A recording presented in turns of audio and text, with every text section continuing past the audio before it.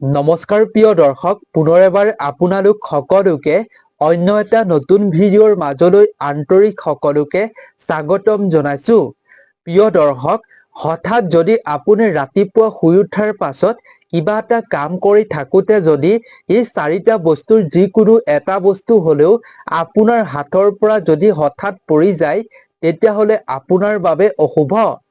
আপুনি জানি থোৱাটো জৰুৰী, আপোনাৰ হাতৰ পৰা কোন চাৰিটা বস্তু পুৱাই পুৱাই হাতৰ পৰা পৰাটো মাটিত উচিত নহয়। ইয়াৰ ফলত আপুনি আগতীয়াকৈ সাৱধান অৱলম্বন কৰিব পাৰিব যদি আজিৰ ভিডিঅ'টো আপুনি সম্পূৰ্ণকৈ চাই লয়। যদি এই ভিডিঅ'টো সম্পূৰ্ণকৈ চাই লয়, তেতিয়াহলে আপোনাৰ ঘৰৰ যিকোনো সদস্যৰ পৰিয়ালৰ ব্যক্তিসকলৰ জীৱনলৈ বিপদ বা দুৰ্ঘটনা নহাৰ আগতেই আপুনি সাৱধান অৱলম্বন কৰিব পাৰিব। গতিকে ভিডিঅ'টোৱে আপোনালোকক বহুতো উপকাৰ কৰিব বুলি আমাৰ বিশ্বাস। সেইবাবে এই ভিডিঅ'টো সম্পূৰ্ণকৈ প্ৰতিজন ব্যক্তিয়ে চাই থোৱাটো জৰুৰী। গতিকে প্ৰিয় দৰ্শক, ভিডিঅ'টোৰ মাজলৈ আগবঢ়াৰ পূৰ্বে এই ভিডিঅ'টো কোন ঠাইৰ পৰা উপভোগ কৰিছে আপুনি নিশ্চয় তলৰ কমেন্ট ছেকশ্যনত উল্লেখ কৰিব। প্ৰিয় দৰ্শক, লগতে আপুনি এই ভিডিঅ'টোত এটা লাইক কৰিব যাতে আমাৰ আপোনালোকৰ বাবে নতুন ভিডিঅ' বনাবৰ বাবে প্ৰস্তুত কৰিবৰ বাবে মনোবল বাঢ়ে। তাৰ বাবে এটা সকলোৱে লাইক কৰিব বুলি আশা কৰিছো। আৰু যদি পোনপ্ৰথমবাৰৰ বাবে এই চেনেলটোৰ ভিডিঅ' চাইছে, তেন্তে নজনা কথা এটা শিকিবৰ বাবে শাস্ত্ৰ সম্বন্ধীয় বিভিন্ন প্ৰতিকাৰ জানিবৰ বাবে এই চেনেলটো অৱশ্যেই ছাবস্ক্ৰাইব কৰি ৰাখিব। প্ৰিয় দৰ্শক, পুৱাই পুৱাই যদি আপোনাৰ হাতৰ পৰা এই চাৰিটা বস্তু পৰে অশুভ। কিন্তু এনেকুৱা বস্তু যদি আপুনি দেখা পায় পুৱাই পুৱাই শুই উঠি, তেতিয়াহলে অতি শুভ, অতি মংগল। আপুনি যি কাৰ্যত যাব সেইদিনাখন আপোনাৰ সেই কাৰ্য শুভ হব, সফল হব। আৰু এই চাৰিটা বস্তু হাতৰ পৰা পৰিলে আপুনি কামলৈ নোযোৱাটোৱে ভাল পৰাপক্ষত। কাৰণ এয়া আপোনাৰ বিপদ অহা, সমস্যা অহাৰ এয়া সংকেত দিয়ে বুলিও আপুনি ভাবি ল'ব পাৰে। গতিকে ভিডিঅ'টো সম্পূৰ্ণকৈ চাই থাকিব। প্ৰিয় দৰ্শক, মানুহৰ জীৱনলৈ যেতিয়া দুৰ্ভাগ্য আহে, বেয়া দিন আহে, তেতিয়াহলে নানা ধৰণে সংকেত মানুহে লাভ কৰে। বাস্তু শাস্ত্ৰত সুন্দৰকৈ কোৱা হৈছে যে কিছুমান বস্তু যদি আপুনি ৰাতিপুৱা আপোনাৰ হাতৰ পৰাই হঠাৎ পৰি যায়, তেতিয়া আপুনি বুজি লব এয়া আপোনাৰ জীৱনলৈ বিপদ অহাৰ আগজাননীৰ সংকেত। বাস্তু শাস্ত্ৰই কৈছে যে পুৱা যদি আপোনাৰ হাতৰ পৰা এই সামগ্ৰীসমূহ বাগৰি পৰে, তেতিয়াহলে ইয়াক অতি অশুভ বুলি মনা হয়। প্ৰিয় দৰ্শক, আমাৰ হাতৰ পৰা প্ৰায় কিছুমান বস্তু বাগৰি পৰিয়ে থাকে। প্ৰিয় দৰ্শক, এইদৰে যিকোনো সামগ্ৰী বাগৰি পৰাটো এক স্বাভাৱিক ঘটনা হিচাপে আমি গণ্য কৰি লওঁ। কিন্তু প্ৰিয় দৰ্শক, আপুনি যদি কিবা এটা বিশেষ কামৰ বাবে ঘৰৰ পৰা ওলাই যোৱাৰ সময়ত বা তাৰ আগে আগে, তেতিয়াহলে আপোনাৰ হাতৰ পৰা যদি এনে বস্তু সৰি পৰে, বাগৰি পৰে, তেতিয়া ইয়াক অশুভ বুলি মনা হয়। লগতে সেই সময়ত যদি আপুনি কিছুমান বস্তু দেখা পাই যায়, তেতিয়াহলে শুভ। প্ৰথমে আমি জানি লওঁ আহক, কি বস্তু দেখাটো শুভ। আপুনি যি কামত যাব সেই কাম আপোনাৰ সফল হবই হব। প্ৰিয় দৰ্শক, কথাখিনি আপুনি ভালদৰে লক্ষ্য কৰিব। আৰু যিকেইটা বস্তু হাতৰ পৰা পৰাৰ বিষয়ে কম, এইকেইটা বস্তুৰ প্ৰতি আপুনি প্ৰতিদিনে লক্ষ্য ৰাখিব যাতে আপোনাৰ হাতৰ পৰা নপৰে। আৰু যেতিয়া হঠাৎ কেনেবাকৈ পৰিব, তেতিয়া বুজি লব এয়া বিপদৰ আগজাননীৰ সংকেত। সাৱধান হব তেনে ক্ষেত্ৰত। প্ৰিয় দৰ্শক, ৰাতিপুৱা যদি আপুনি যিকোনো কাম বা ঘৰৰ পৰা ওলাই অহাৰ সময়ত বা লগে লগে যদি আপুনি ৰাস্তাত বা ঘৰৰ ওচৰতে যদি গৰু পোৱালি এটাই যদি গাখীৰ খাই থকা দেখা পায়, তেতিয়াহলে ইয়াক অতি শুভ বুলি মনা হৈছে। লগতে আপোনাৰ ঘৰৰ মুখ্য দুৱাৰৰ সন্মুখত যদি ঘৰৰ আগত আহি যদি এটা বগা গৰুৱে যদি চিঞৰি দিয়েহি জোৰকৈ, তেতিয়াহলে আপুনি বুজি লব আগন্তুক দিনত আপোনাৰ ঘৰলৈ সুখ নিশ্চিতভাৱে বৃদ্ধি হব, সুখ শান্তি বাঢ়িব।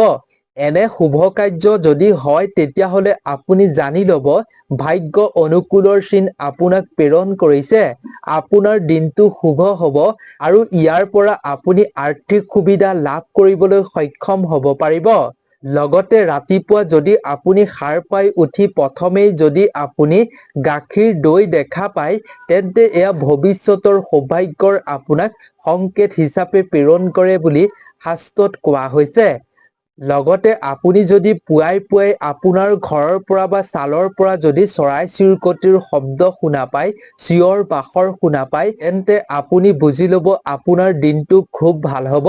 লগতে বাস্তু শাস্ত্ৰই কোৱা হৈছে যদি কোনো বিবাহিত মহিলাই পূজাৰ স্থানৰ পৰা শৰাই লৈ অহা দেখা পায় তেতিয়াহ'লে ইয়াক অতি শুভ বুলি মনা হৈছে।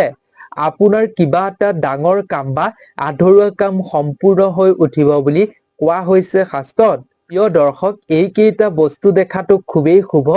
এতিয়া আমি জানো আহক কি বস্তু আপোনাৰ হাতৰ পৰা পৰাটো অশুভ। 1 নম্বৰতে হৈছে প্ৰিয় দৰ্শক গাখীৰ। বাস্তু শাস্ত্ৰৰ মতে পুৱাৰ ভাগত যদি আপোনাৰ হাতৰ পৰা গাখীৰ পৰি যায় হঠাতে তেতিয়াহ'লে ইয়াক অশুভ বুলি মনা হৈছে। জ্যোতিষ শাস্ত্ৰত গাখীৰক সমৃদ্ধি আৰু প্ৰচুৰতাৰ প্ৰতীক হিচাপে গণ্য কৰা হয়। যদি গাখীৰ মাটিত পৰি যায় তেতিয়াহ'লে ধন সম্পত্তি সমৃদ্ধি প্ৰগতিৰ ওপৰত নেতিবাচক শক্তিৰ প্ৰভাৱ পৰে বুলি বিশ্বাস কৰা হৈছে শাস্ত্ৰত। গতিকে যদি এনে ঘটনা ঘটে আপোনাৰ লগত তেতিয়া আপুনি লেনদেনৰ ক্ষেত্ৰত টকা পইচাৰ ক্ষেত্ৰত ঋণৰ ক্ষেত্ৰত সাৱধান অৱলম্বন কৰাটো খুবেই উচিত। 2 নম্বৰতে হৈছে প্ৰিয় দৰ্শক, পুৱা যদি আপোনাৰ হাতৰ পৰা নিমখ পৰি যায় তেতিয়াহ'লে এয়া অতি অশুভ বুলি মনা হৈছে। কাৰণ প্ৰিয় দৰ্শক, নিমখৰ লগত সৃষ্টিশীলতা আৰু শান্তিৰ সম্পৰ্ক আছে বুলি কোৱা হৈছে।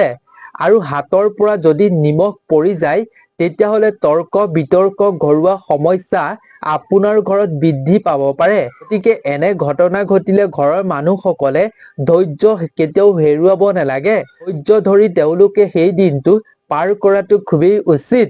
বাস্তু শাস্ত্ৰৰ অনুসৰি আইনা।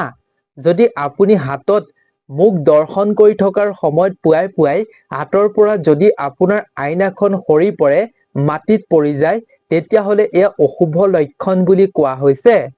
সংঘাত উত্তেজনা আৰু সম্পৰ্ক বিচ্ছেদ হোৱাৰ এয়া আগজাননীৰ সংকেত হ'ব পাৰে আপোনাৰ বাবে। প্ৰিয় দৰ্শক, অৱশ্যে কিছুমান লোকবিশ্বাস অনুসৰি দাপোন ভাঙি যোৱাটো অতি শুভ বুলি কোৱা হয়। কিন্তু মাটিত আপোনাৰ হাতৰ পৰা পৰি যোৱাটো অশুভ বুলি বাস্তু শাস্ত্ৰই কোৱা হৈছে। গতিকে ইয়াৰ প্ৰতি আপুনি সাৱধান হ'ব, নহ'লে আপোনাৰ জীৱনলৈ দুৰ্ভাগ্য আহিব পাৰে, ঘৰলৈ আহিব পাৰে। তাৰ প্ৰতি লক্ষ্য ৰাখিব। 4 নম্বৰতে হৈছে সেন্দুৰ। ইয়াৰ প্ৰতি বিবাহিত মহিলাসকলে বিশেষকৈ সাৱধান অৱলম্বন কৰিব।